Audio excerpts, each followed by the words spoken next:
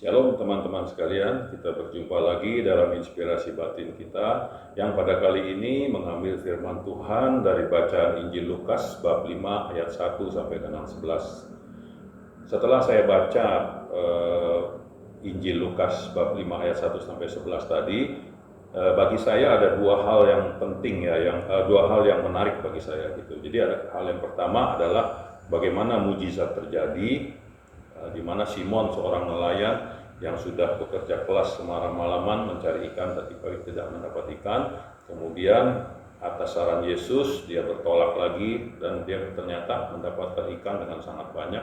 Malahan dia panggil kawan-kawannya, di situ dikatakan perahunya hampir tenggelam karena kebanyakan ikan. Itu satu peristiwa yang menarik buat saya.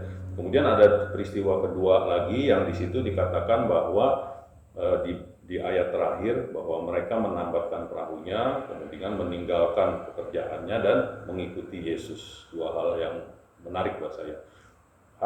Peristiwa yang pertama mengenai mujizat.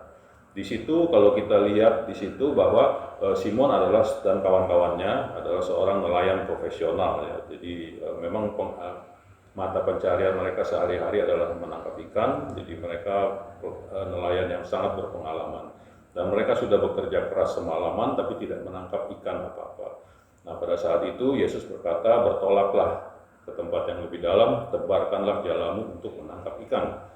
Pada saat itu mungkin Simon berpikir ya bahwa mereka saja yang sudah berpengalaman menangkap ikan tidak berhasil menangkap ikan.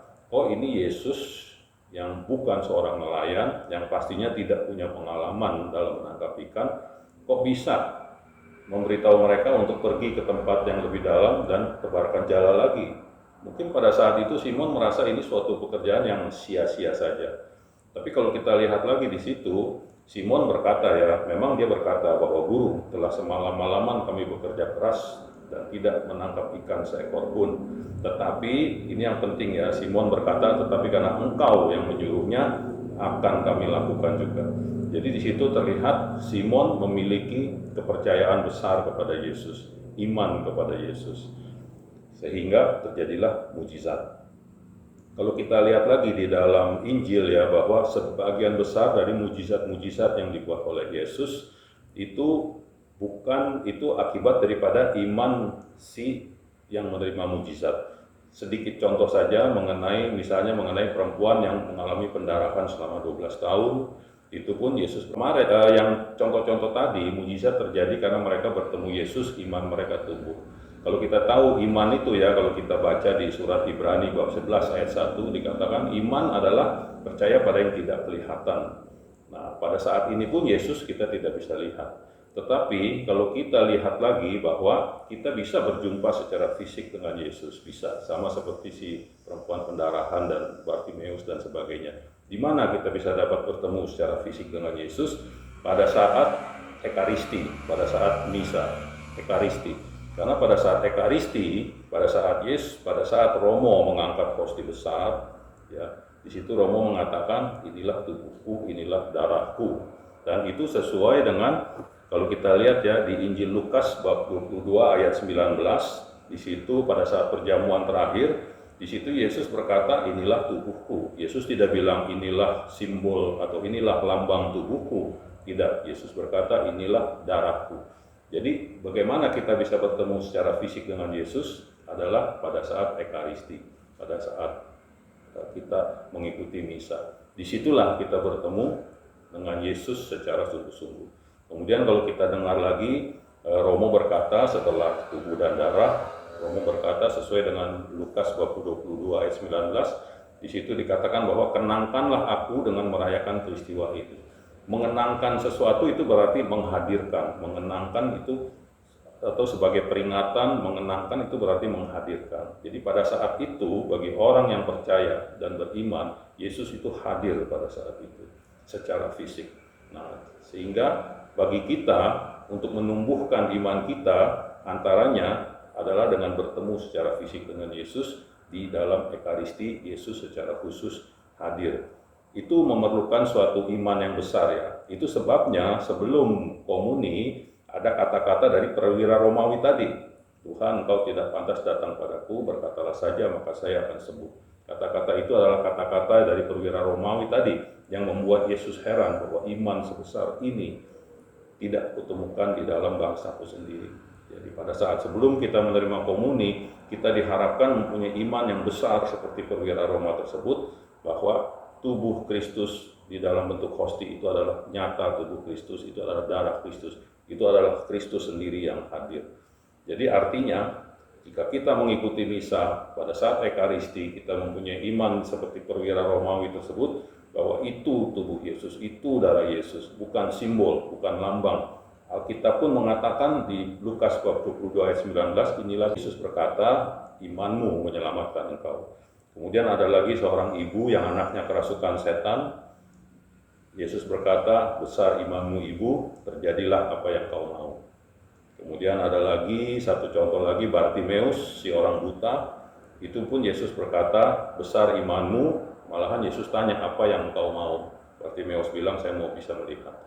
Kemudian ada satu hal lagi, satu peristiwa lagi yang sangat, mungkin sangat penting gitu ya, sehingga dimasukkan ke dalam misa ya. Itu peristiwa mengenai seorang perwira Romawi yang hambanya sakit, kemudian dia memerintahkan pegawainya untuk panggil Yesus untuk sembuhkan karyawannya. Tetapi setelah dia berkata begitu, dia berpikir ya, bahwa kayaknya nggak pantas lah, Yesus orang baik, dia guru, dia bisa membuat mujizat, masa kita panggil. Akhirnya si perwira Romawi itu menyongsong Yesus dan ketemu di jalan. Nah, kata-kata perwira Romawi ini adalah tidak pantas engkau datang pada saya, tapi bersabdalah saja, maka hambaku akan sembuh. Kata-kata ini dimasukkan ke dalam misa. Nah, pada saat itu Yesus berkata kepada para muridnya, iman sebesar ini tidak pernah aku temukan pun di dalam bangsaku sendiri. Nah, jadi di situ kelihatan kemudian hambanya sembuh ya. Jadi dari beberapa contoh mujizat yang terjadi tadi terlihat bahwa iman seseoranglah yang menyelamatkan orang tersebut. Begitu juga dengan si Simon, si nelayan tadi. Iman dialah yang menyebabkan dia itu menuruti perintah Yesus, menebarkan jala dan mendapatkan ikan yang banyak, mujizat terjadi. Nah, kalau saya pikir-pikir itu bagaimana Simon bisa percaya kepada Yesus? Kemudian bagaimana si perempuan yang menderita pendarahan bisa percaya pada Yesus? Ibu yang anaknya kerasukan setan percaya pada Yesus? Perwira Roma percaya pada Yesus? Karena mereka bertemu secara fisik dengan Yesus. Jadi mereka mengalami, mereka bertemu, mereka melihat sosok Yesus, mereka mengalami hal-hal dengan Yesus sehingga mereka percaya, timbul imannya, dan iman itulah yang akhirnya menyelamatkan mereka. Nah, saya refleksikan pada kondisi kita saat ini ya.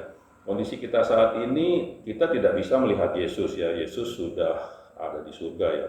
Nah, bagaimana? Apakah mujizat masih bisa terjadi pada saat-saat seperti ini ya, pada kondisi yang sekarang seperti ini? Itu sebetulnya sangat bisa ya, karena kita lihat bahwa kemarin yang contoh 2 ayat 19, inilah tubuhku, bukan inilah lambang tubuhku. Jadi artinya kita pun bisa mengalami mujizat-mujizat sama seperti pada zaman Yesus masih hidup, dengan iman kita yang kuat, dan iman tersebut bisa ditumbuhkan pada saat kita mengikuti misa, terutama pada saat kita menerima tubuh dan darah Yesus.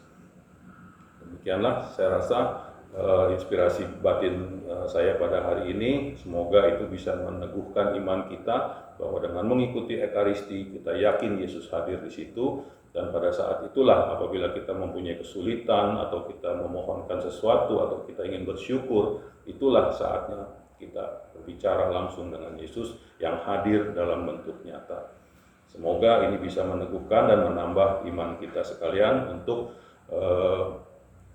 menanggulangi segala kesulitan, problem kita di mana kita masih membutuhkan banyak mujizat-mujizat kecil di dalam hidup kita ini.